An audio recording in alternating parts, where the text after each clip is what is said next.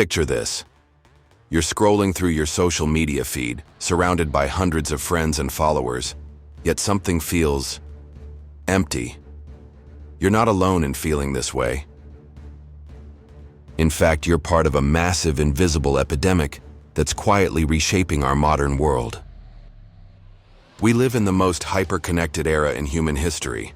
We can video chat with someone on the other side of the planet, share our thoughts with thousands of people instantly, and access endless entertainment at our fingertips. Yet, paradoxically, more people feel isolated than ever before. In Britain, 6 out of 10 young adults report feeling lonely on a regular basis. Across the Atlantic, nearly half of all Americans say loneliness is a constant companion in their lives. Here's what's fascinating. Being lonely isn't the same as being alone. You might cherish those quiet moments by yourself, finding peace in solitude. Conversely, you could be surrounded by a crowd at a party and feel utterly disconnected from everyone around you. Loneliness isn't about how many people are physically near you. It's about whether you feel truly understood and connected. Society often paints lonely people as socially awkward or lacking in people skills, but research tells a completely different story. Your ability to make small talk or charm a room has virtually no impact on whether you'll experience chronic loneliness. This emotional state can strike anyone: the wealthy executive, the Instagram influencer, the charismatic teacher, or the successful athlete. No amount of money, fame, or social prowess can shield you from this universal human experience. That's because loneliness serves a biological purpose, much like hunger or thirst. When your stomach growls, it's your body's way of saying, "Hey, you need nutrients." Similarly, loneliness is your internal alarm system alerting you to unmet social needs. This mechanism evolved over millions of years because for our ancestors, social connection literally meant the difference between life and death. Imagine living tens of thousands of years ago. You're part of a tight-knit group of maybe 50 to 150 people. These aren't just your neighbors, they're your survival team. Hunting for food, staying warm, protecting against predators, raising children. None of these essential tasks could be accomplished alone. Your brain developed sophisticated abilities to read facial expressions, understand emotions, and maintain complex relationships because your life depended on staying connected to your tribe. If you've been enjoying this deep dive into the psychology of human connection, I'd love for you to hit that like button and subscribe to stay updated on more fascinating content about what makes us tick as humans. For your ancestors, the greatest threat wasn't being attacked by a wild animal. It was being cast out from the group. Rejection meant almost certain death, so your body developed what we might call social pain as a protective mechanism. This emotional hurt served as an early warning system, motivating people to change problematic behaviors before facing exile. Those who felt rejection more intensely were more likely to modify their actions, stay within the community, and pass on their genes. This evolutionary wiring explains why social rejection still stings so intensely today, even when the stakes aren't life or death. Your brain processes social pain using many of the same pathways as physical injury, which is why we use phrases like broken heart or hurt feelings to describe emotional wounds. For most of human existence, these biological mechanisms worked beautifully, but then something shifted. Around the Renaissance period, Western culture began elevating individual achievement over community bonds. The Protestant work ethic emphasized personal responsibility. The Industrial Revolution pulled people away from their ancestral villages into anonymous urban centers. Families that had lived in the same communities for generations suddenly scattered across continents. As our world modernized at breakneck speed, these trends accelerated. Today, we relocate for career opportunities, educational pursuits, or romantic relationships, often leaving our support networks behind. We interact with fewer people face-to-face than previous generations did. Research shows that the average American's close friend count dropped from 3 to 2 between 1985 and 2011. And that was before smartphones and social media fundamentally altered how we relate to each other. Most people don't consciously choose loneliness. Instead, they gradually drift into it. Adult life becomes a juggling act of career demands, educational goals, romantic relationships, family responsibilities, and endless entertainment options. In this busy landscape, friendships often become the casualty. They're the easiest thing to postpone or cancel when time gets tight.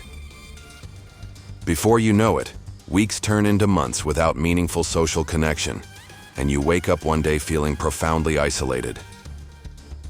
The cruel irony is that while we've mastered incredible technologies like smartphones and space exploration, our brains and bodies remain fundamentally unchanged from our prehistoric ancestors.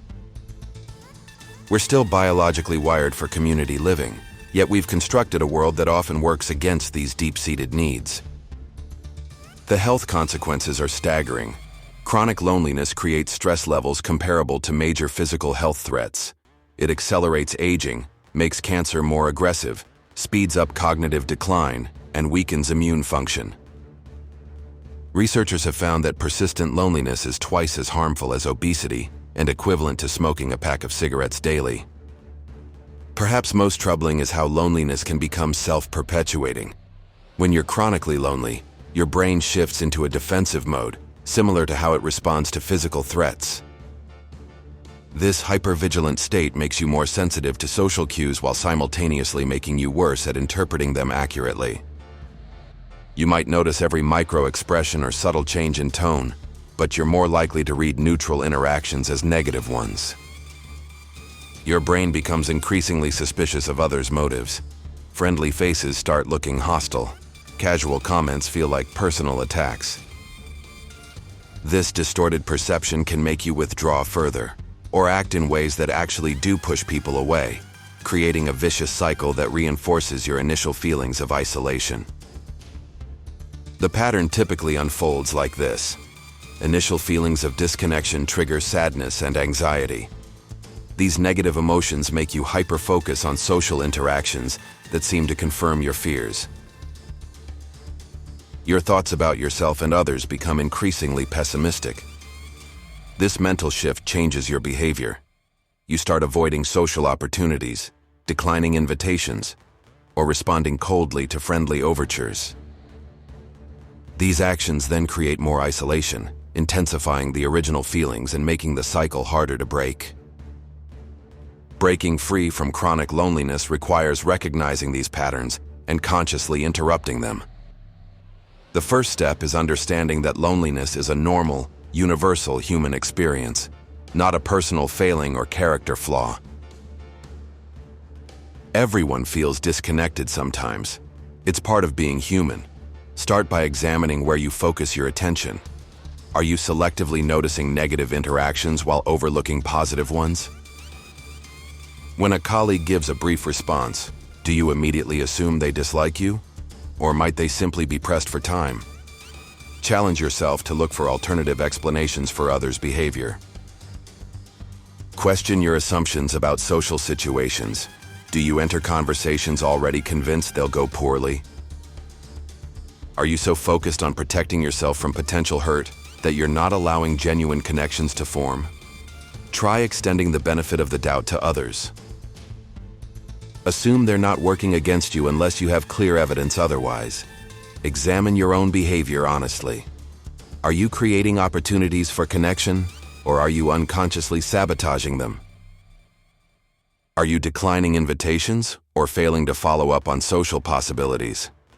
Sometimes we push others away preemptively to avoid the risk of rejection, but this defensive strategy often creates the very isolation we're trying to prevent.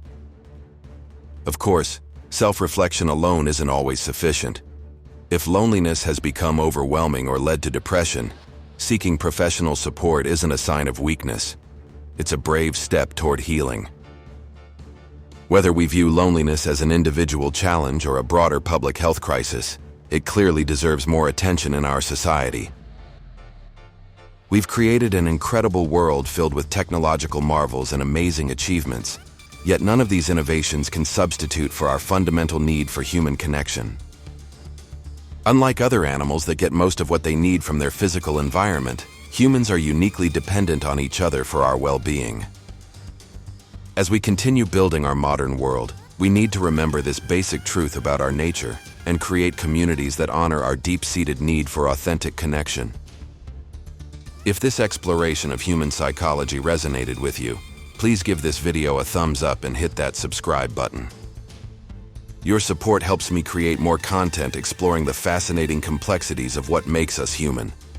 Thanks for watching, and remember, in a world that can feel isolating, reaching out for connection is one of the most human things you can do.